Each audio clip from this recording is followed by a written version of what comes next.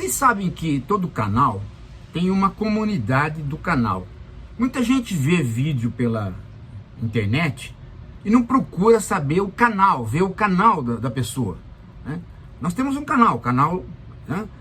Então você tem que olhar o canal. Ali tem vídeos, a playlist, a comunidade. Tem que acompanhar as atividades do canal e não só ficar achando aleatoriamente os vídeos na internet, tá bom? Por que eu estou dizendo isso? Porque nós colocamos muita coisa nessa comunidade. Às vezes são brincadeiras, às vezes são fotos curiosas, às vezes são depoimentos, às vezes são textos. A gente usa comunidades do Facebook, usa do Telegram, que você precisa estar, e também na comunidade do canal. E hoje, na comunidade do canal, eu coloquei uma foto de 2014, que já correu o mundo, já passou na TV. Só que o Brasil é um país que está ficando velho, mas ainda não ficou de todo. Tem muita gente jovem, muita gente que se politiza tardiamente. Então, 2014 para 2023, já um monte de gente que não era adulto ficou adulto, ou um monte de gente que era adulto, mas não tinha vínculo com a política, passou a ter. E nem conhecia esta foto. Agora, ela não é a única. Ela não é a única. Tem dezenas de outras, centenas de outras, e há, obviamente, os depoimentos de quem vive em Israel. A faixa de Gaza é uma tirinha, é um municípiozinho. E você tem uma parte mais alta de Israel, onde as pessoas ficam assistindo as bombas caírem nos palestinos. Agora, com o fato de que o Hamas entrou por terra, então o pessoal está um pouco apavorado. Mas, no passado, recente, este pavor havia desaparecido de Israel por conta do escudo aéreo que Israel tem. O que é um escudo aéreo? O escudo aéreo é um detector de míssil. Se sai um míssil de qualquer lugar e ele entra no espaço aéreo de Israel, um outro míssil imediatamente, um outro míssil, por conta do som, atinge aquele no ar. A população nem fica sabendo, tá? Então, aquele medo que existia de Israel, de cair míssil, aquilo já há muito tempo não existe mais. Tanto é verdade que no passado não podia ficar reunido em Israel. Depois do escudo, não só passou todo mundo a ficar reunido, como os festivais de música, festival de teatro, virou uma coqueluche internacional. É isso que as pessoas não estão contando. Elas fingem que continua aquele medo do passado e que o Hamas ou o Hezbollah tem poder de atingir Israel com um míssil. Não tem. Por isso o ataque do Hamas foi por terra. Entende agora? E isso, né? E a direita passou a fomentar, portanto, em algumas pessoas, este comportamento sádico de ficar assistindo o povo palestino morrer com um míssil. Principalmente o Netanyahu passou a incentivar. Então as pessoas levavam, né, cadeiras, né, para a fronteira, ficavam comendo pipoca, fumando, tomando uma bebida, comendo cerveja e vendo o outro morrer. Você pode dizer para mim, esse povo de Israel, esse povo judeu maldito, sádico, nada disso, gente. Nada disso. Não é o povo inteiro de Israel. São aquelas pessoas que existem em qualquer lugar e que querem assistir o espetáculo do horror. Se você tiver espetáculos de horror em qualquer lugar do mundo, você vai ter gente que vai lá para ver. Agora você pode dizer para mim, mas então por que eles comiam pipoca, ficavam comentando? Porque tem gente ali que pertence ao passado. E esse povo que pertence ao passado pode ter tido um míssil que caiu na cabeça da família. Então ele vai lá com espírito sádico. Isso existe em todo o país onde houve guerra. Então a foto que eu mostrei, ela não tem que culpar o povo judeu ou o povo israelita, que aliás não são a mesma coisa. Uma outra explicação que tem que ser dada. Quem nasceu em Israel é israelita e recebe a cidadania depois de 2018. Depois de 2018 é que o Netanyahu forçou passar no parlamento uma lei que tornou o Estado de Israel um Estado judeu. É israelita, é israelense quem é judeu. Então ele tirou a característica do Estado de Israel de ser um Estado multicultural. Mas isso também é o trabalho do governo do Netanyahu e da extrema-direita que está no poder desde a época, né?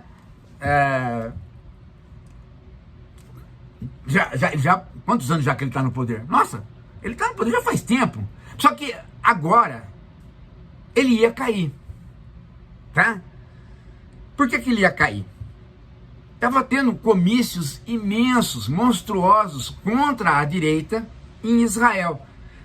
Vocês viram pela TV? Não, não viram. Por quê? Porque a democracia de Israel só interessa aparecer na TV quando se trata de falar mal dos outros, que possivelmente não seriam democratas. Então, quando vai falar do árabe ou vai falar do palestino, então aparece a democracia de Israel. Mas quando tem que falar mal da direita, não aparece na TV. Então você nem ficou sabendo, mas estava tendo o comício direto contra o Netanyahu. Porque ele estava querendo fazer o quê? Ele estava querendo passar outra lei no parlamento. Que lei?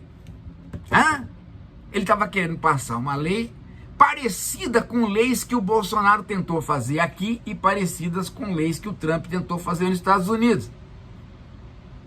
E que outros tentaram fazer em outros lugares. Que a lei é o seguinte: quando um político está sendo julgado pela Suprema Corte, pela Corte ou pelo STF aqui, o STF dá a última palavra, a Corte dá a última palavra. Ele estava querendo fazer com que não houvesse última palavra pela Corte, que voltasse o processo para o parlamento. Por quê? Porque ele estava sendo investigado por corrupção. Então ele queria que o processo voltasse para o parlamento, queria ter uma lei que obrigasse todo o processo de político voltar para o parlamento, e o parlamento desse a palavra final. E ele no parlamento ele tem maioria, ele é o premier.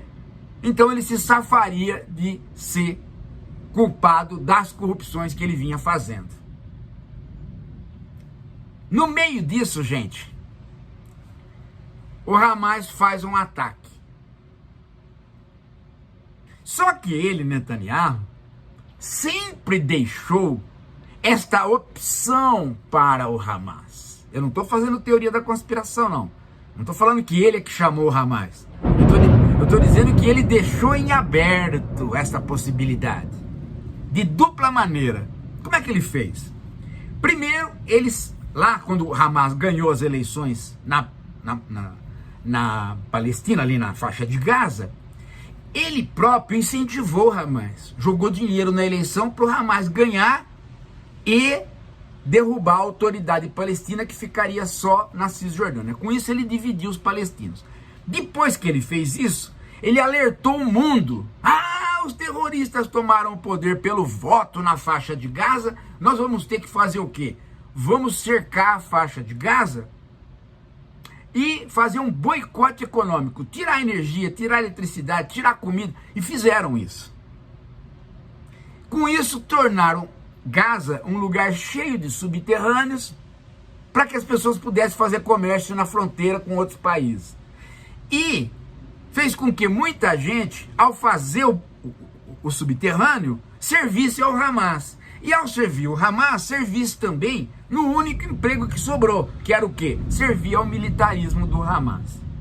Então, Netanyahu sabia perfeitamente que o ataque do Hamas viria um dia por terra, pelo ar não viria mais.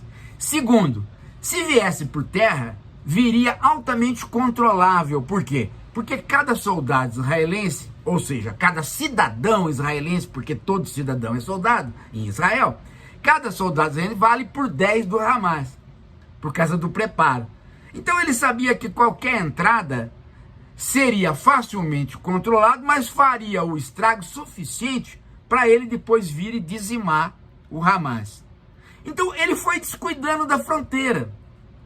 Ele chegou ao ponto de descuidar tanto da fronteira que o Hamas fez exercícios de tomada do muro, debaixo do muro, com modelos de casas de tamanho original. E isso o serviço de Israel não detectou, ou se detectou, não avisou. E como ele mesmo é o primeiro-ministro e como ele está em guerra, ninguém vai adiante com as investigações para saber quem que deixou o Hamas entrar. Estourou a guerra, ele poderia ter feito checkmate financeiro no Hamas, não fez, cercou a faixa de Gaza e bombardeou até dizimar os palestinos. E ele vai adiante, sem parar, entrando no hospital, matando criança, e hoje ele passou a destruir as bibliotecas de Gaza. Hoje ele atacou as bibliotecas, destruiu centros culturais da Palestina. Que é para o povo, é para não sobrar criança, é para não sobrar ninguém, e é para não sobrar nenhuma tradição. E ele não vai parar, porque o dia que ele parar e tiver paz, vai voltar os processos de corrupção, vai voltar toda a política interna. E aí vai voltar tudo aquilo que ele não quer. Por quê? Porque ele está unificando o país em torno do objetivo de vencer o Hamas. O Hamas não tem o que ser vencido, ele está morto e acabado. É morto e acabado, é um grupo terrorista maluco que deu o seu último suspiro. Era a última cartada. Porque a autoridade palestina não estava concordando mais com o Hamas, o Hezbollah não estava concordando mais, né? Os árabes estavam fazendo acordos com Israel, o Hamas deu a última cartada. O Hamas não tem poder de fogo nenhum. E Netanyahu bombardeou, matou, dizimou, fez o genocídio e agora está entrando por terra. Mas, na hora que entra por terra, os vídeos que ele manda, mesmo sendo vídeos falsos, preparados por ele, assim mesmo, estão tão ruins que as pessoas estão começando a identificar que são falsos. De modo que hoje, o Netanyahu está numa situação como a do Bush. Ele foi atrás de armas químicas do Bush, invadiu o Iraque, não encontrou nenhuma. Hoje, Netanyahu está nessa situação, só que o cessar-fogo não acontece e ele transformou o presidente dos Estados Unidos, que seria o senhor da guerra, em vassalo da guerra. De modo que hoje Netanyahu manda no Biden e manda na Europa. Ninguém reage com ele, mas a própria direita europeia vai crescer por conta disso. Por quê? Porque a direita europeia tem vínculos com o antissemitismo por conta do Hitler. E não por conta de esquerda, como a besta Pondé diz. Por conta do Hitler. E à medida que Israel vai fazendo os ataques, mais as pessoas vão se desvinculando da ideia de Israel com Netanyahu e mais vão se vinculando à ideia de judeu. E cresce o antissemitismo na Europa, cresce a direita e cresce as teorias malucas nos Estados Unidos do QAnon, que diz que existe uma elite de judeus no mundo todo, rica, e que são canibais pedófilos, dos quais o próprio Biden faria parte, e Só uma coisa salvaria os Estados Unidos e o mundo disso: se o Trump ganhar a eleição. E aí, meu amigo, é que entra aquela conversa do Elon Musk. Ele não tem dó de palestino nenhum. Ele apenas falou o que falou por conta de que ele está incentivando esse tipo de teoria, porque ele é adepto do Trump e amigo do Steve Bannon. Esse é o quadro, gente. Esse é o quadro que nós estamos vivendo. E o Brasil nisso? O Brasil não tem antissemitismo nenhum, gente. As pessoas não são contra judeus, nem contra árabe. Esses ódios não existem aqui. A disputa política aqui é por conta de quê? É por conta, simplesmente, de que democratas, pessoas de esquerda e pessoas que têm algum sentimento, percebem que a tecnologia de Israel permitia Israel fazer um checkmate sem causar essa matança. E ao causar essa matança, esse genocídio, essa destruição, que chega agora também ao patrimônio cultural, Israel passa sim a ser, né, o Estado, né, que precisa ser parado através de um mecanismo da ONU, que é o cessar-fogo. Cessar-fogo já. E é nisso que nós temos que estar engajados. Nós não temos que estar engajados em guerra, nós não temos que estar engajados em fomento de ódio, nós não temos que estar engajados em unidade palestina para varrer o Estado de Israel, nós não temos que estar engajados em nada disso.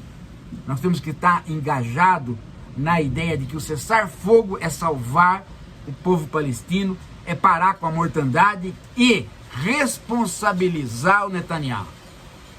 É nisso que alguém de esquerda sério tem que estar comprometido.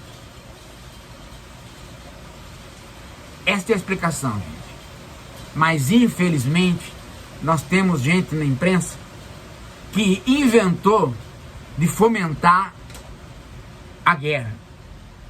Então você vê, né, um Pondé, um Marco Villa na TV Cultura fazendo a defesa indiscriminada de Israel, sem nenhuma discriminação. É uma loucura isso, gente. A TV Cultura jamais poderia dar guarida para esse tipo de atitude. Creio que está bem explicado. Creio que eu acho que isto é o suficiente para vocês perceberem, né, o que está em jogo e como que o antissemitismo vai crescer a partir do próprio Netanyahu. O que vai ser um paradoxo, né? Porque a direita vai crescer na base do antissemitismo em alguns lugares e em Israel ele simplesmente vai ter que fazer aquele exercício maluco que ele está fazendo para dizer que, né, o antissemitismo não vinha da direita, que não era o Hitler, que eram os palestinos que incentivaram o Hitler a matar os judeus do Holocausto, coisa que o Netanyahu já começou a falar em vídeo. Bem, para terminar, vocês têm que ir ver o filme O Último Dia de Yitzhak Rabin, o premier israelita que morreu assassinado por um extremista de direita, adepto do Netanyahu, e esse Yitzhak Rabin é o homem que queria fazer a paz e os dois estados, o Estado palestino e o Estado israelense. Está em cartaz em São Paulo, você precisa ver de qualquer maneira.